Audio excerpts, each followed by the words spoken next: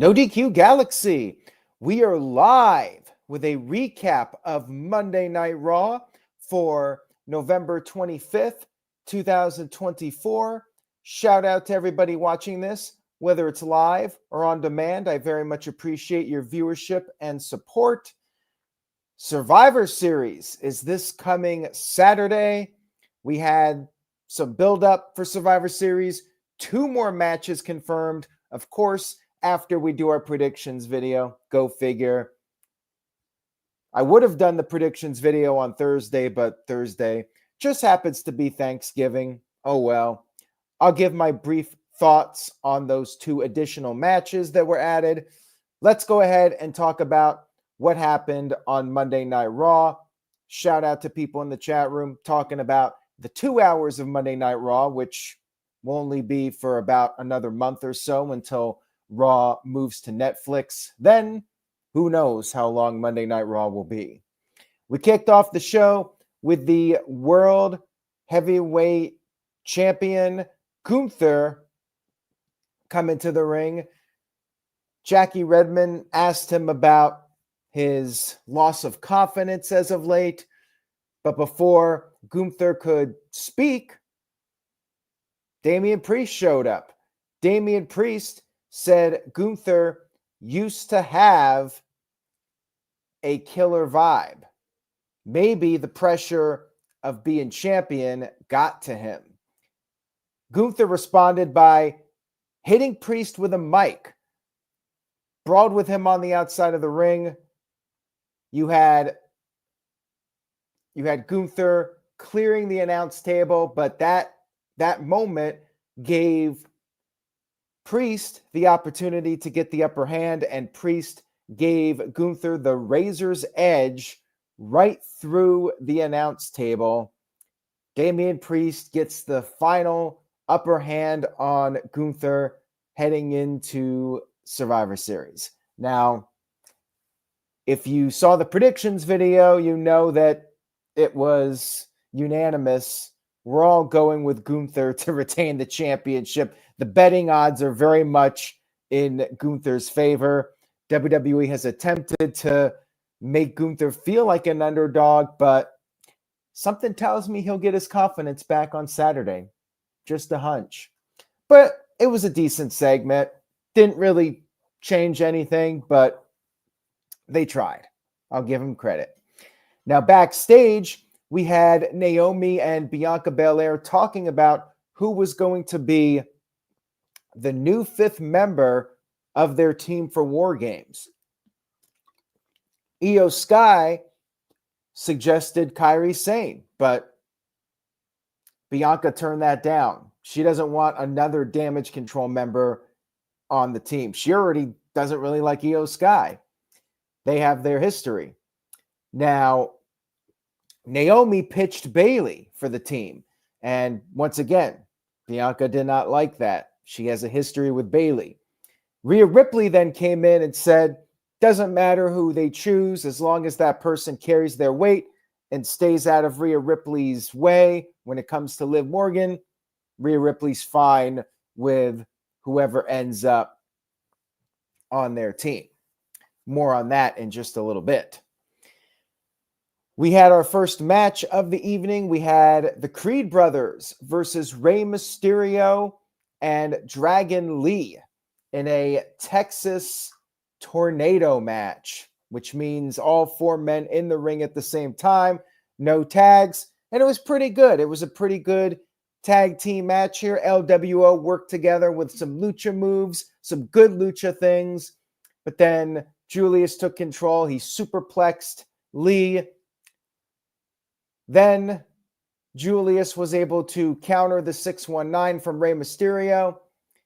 Then Julius came off the top with a 450 splash. Rey Mysterio kicked out of that. Then Dragon Lee came off the top with a double stomp to both Creeds. Rey Mysterio went for the 619. Brutus was able to stop it. And then the referee got distracted, got knocked into.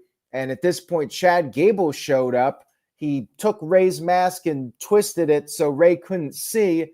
And then Rey ended up getting pinned. So the Creed brothers pick up a nice victory here on Monday Night Raw with some shady tactics. They were solid.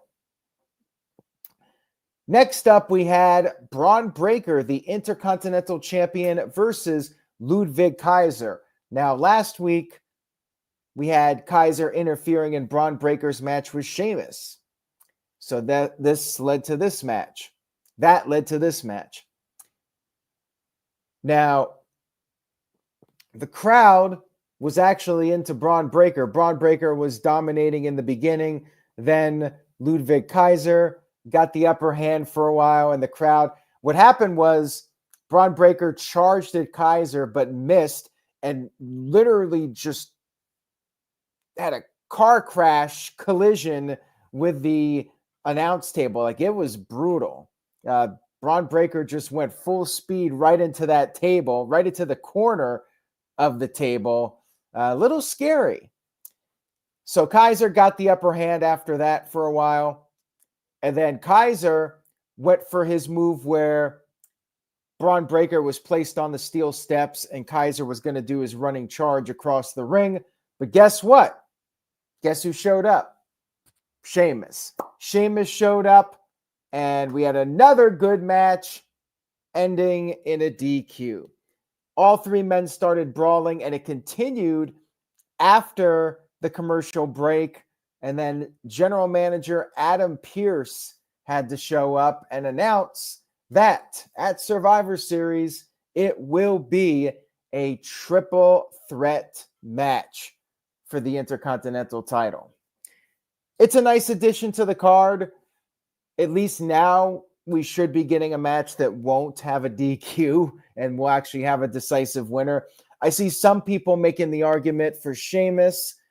The only problem with that is Bron Breakker just regained the title. I'm not a fan of flip-flopping the title.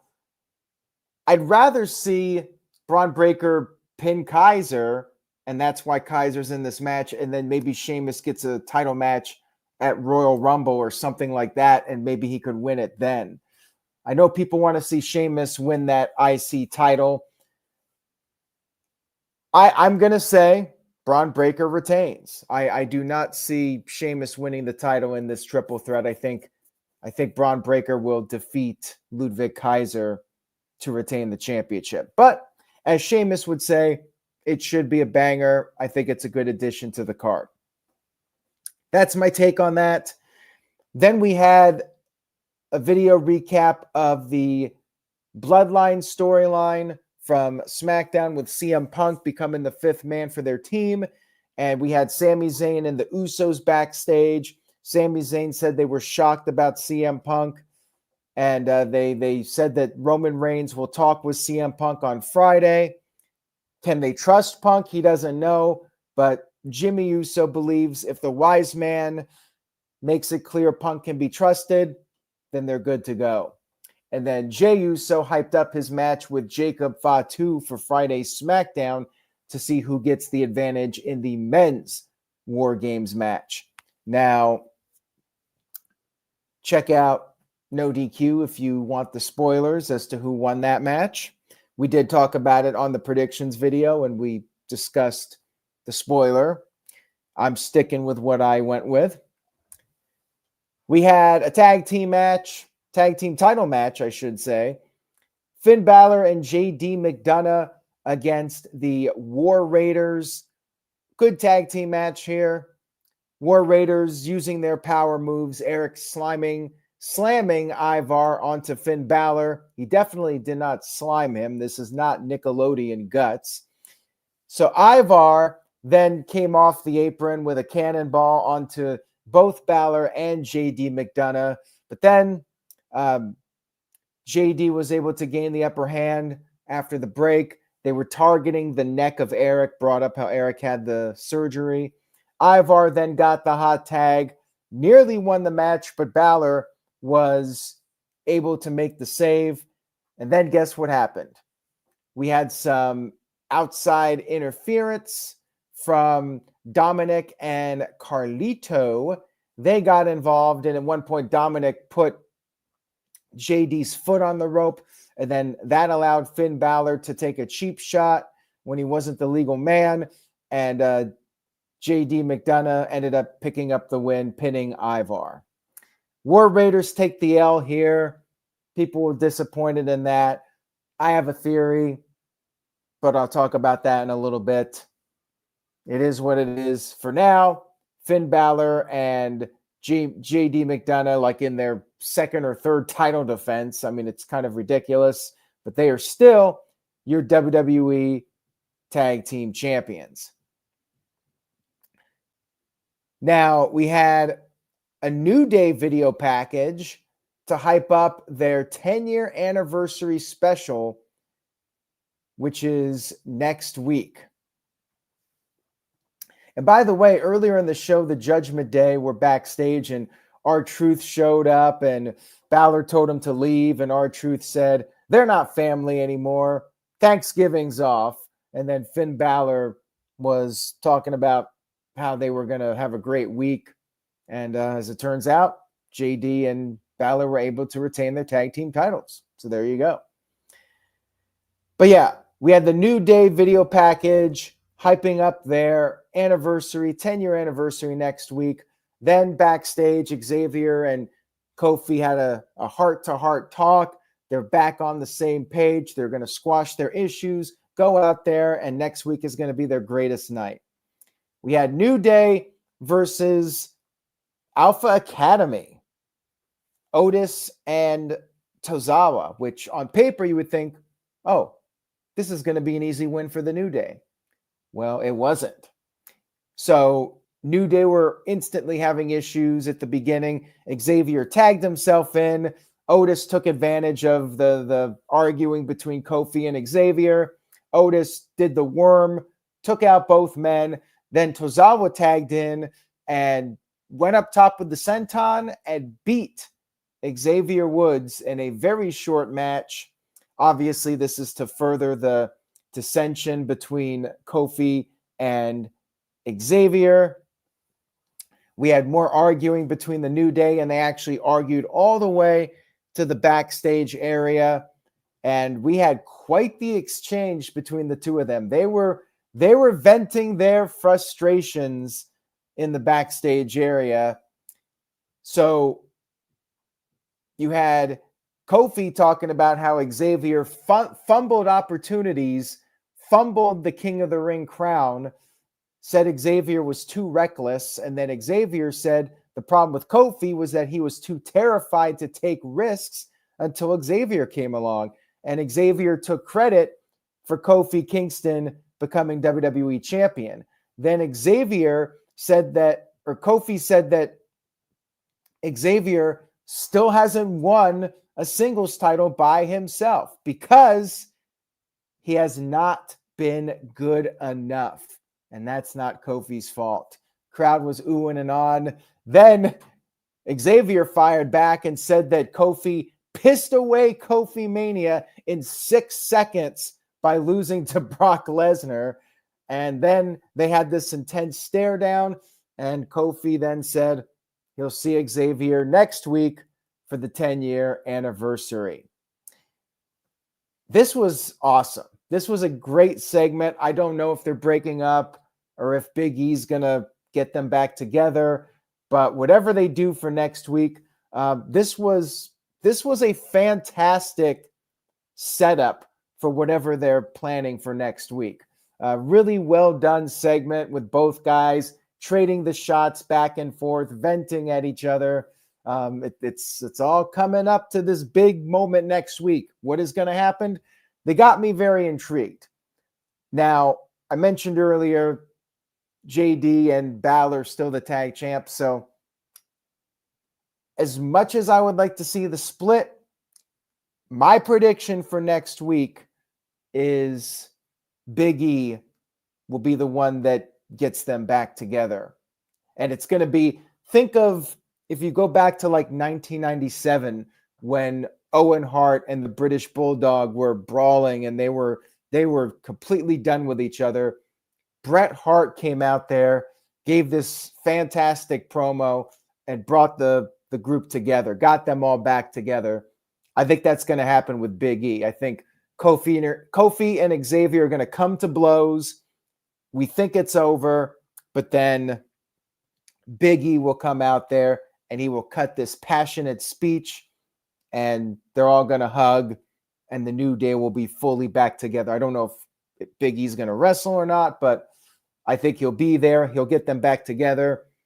And then I think New Day are going to win the tag team titles one more time. That's my prediction. That's what I think will happen next week. But if they split, then I'm fine with that too. I mean, I've been calling for it. I've been saying for the longest time they need to do something here with these guys to change things up. The only way I can see them staying together is if it's Big E that returns and brings them back together. All right, let's move on here. So backstage, you had Scarlett with the Final Testament. The Final Testament left. They were looking for the Wyatt Six, but unfortunately, Abby the Witch, a.k.a. Nikki Cross, snuck into the room. And when the Final Testament returned with Miz, she was in there. The room was torn apart, and Scarlett was just completely hysterical. And Cross wanted to know who did that to her, and she made it clear it was, in fact, Nikki Cross. You know, with Raw being 2 hours, they can't really do too much. I feel like if we had the 3-hour Raws, they'd be able to do more with this storyline. But yeah, for now, they're just doing these little segments every week just to keep it moving along. So yeah, it is what it is. We had footage of Adam Pearce. Now they recorded this before Raw went on the air, but they did show it on Raw. Adam Pearce officially confirming what we suspected for a couple of weeks, that there will in fact be a women's Intercontinental Championship. And I guess next week they're going to have a tournament or do something to crown the first champion. I like the title. Title looks good. Women's version of the IC title. And I'm fine with it. I just feel like there are too many titles in WWE. I really wish that they would just have one world champion for the men, one world champion for the women, one mid-card champion for the women, and one tag team championship for the men and women. And then just have the champions appear on both shows. Keep it simple. But, you know, now we got all these titles, 2 world titles for the men, 2 world titles for the women. Now we got two mid-card titles for the men, 2 mid-card titles for the women, 2 tag team titles. What's next? Does that mean that we're going to have women's world tag team titles on Raw and women's WWE tag team titles on SmackDown? Are we going to add more tag team titles for the women? So we have full equality. Like what's next here? I mean, it's just so many titles that it's really hard to care about anything. They did confirm a new match in addition to the IC title triple threat. They also announced LA Knight, versus Shinsuke Nakamura for the Survivor Series Premium Live event. And I think that it's a filler match. I think Nakamura will be doing the JOB here. LA Knight wins, and we probably move on to something else. But maybe not. Maybe LA Knight wins and Nakamura keeps attacking him from behind or whatever. And they air some more subtitle promos, and then they do another match where LA Knight wins and then moves on. But yeah, it's a filler feud. We had our main event of the evening, Bianca Belair versus Nia Jax for the advantage in the women's WarGames match. This was a pretty solid match. Bianca using her quickness, but then she jumped off the apron. Nia caught her, drove her into the ring post, And it was very back and forth. I mean, they definitely were competitive with each other. Bianca came off with a crossbody to the outside onto Nia, got back in the ring. Then Nia took control, came off the middle rope with a leg drop. Bianca kicked out of that. Then Nia went up top. Bianca caught her, gave her a slam to the mat. Then Nia regained the upper hand again, hit her with a Samoan drop, went up top. Bianca suplexed her, and as she did this, Nia ripped off the turnbuckle pad. Then Nia was able to counter the KOD. She threw Bianca into the corner, gave her a splash into that exposed turnbuckle. Then Nia took Bianca to the outside, gave her the Samoan drop on the announce table, did not break. Then Nia got back in the ring. She went up back into the exposed turnbuckle corner to celebrate, and that's when Bayley showed up, and Bayley knocked Nia off the apron while the ref was distracted, and Nia hit that exposed turnbuckle, and then Bianca Belair won with the 450. So yes, Bianca Belair won the match, which means the babyface team gets the advantage for WarGames. And I always find this odd from a psychological standpoint because the heels should be having the advantage. You want the heat with the heels. It's just weird to me when the baby faces always have the advantage in the WarGames match. I'm just not a fan of it. I don't know what this means. I don't know if this means the heels are winning the match or if we're getting some kind of a turn. I don't know. I don't know what's going on here. Seems like there's a lot of dysfunction with the babyface team. I mean, I'm sticking with my pick, and at this point, I'm so far behind in the predictions league that it doesn't really matter. I'm sticking with it. I say that Rhea's team still picks up the win, but I mean, at this point, I could see it going either way. And that was the end of Raw. I thought it was a good show. I definitely enjoyed Raw, and not too much to complain about. I give it a solid B. Now, I do have a super chat here from D. Martin 5th. Thank you for the super chat. I do appreciate it. So D. Martin 5th says, do you prefer the old WarGames concept of submission/surrender or pinfall only? I like the submission surrender. I think that's a cool concept as opposed to a pinfall because it's war. And in war, it ends when one side surrenders. I like the idea of the surrender where one team has to call it off and say, that's it, we're done, we can't take anymore. To me, that's more impactful than just, oh, somebody gets pinned. I like the idea that the team, the captain, has to make the final call. Okay, we're done. We're forfeiting the match. I prefer that concept over the pinfall. So there you go. Anyways, yeah, I give Raw a solid B. Good go-home show. Heading into Survivor Series. We got 5 matches now.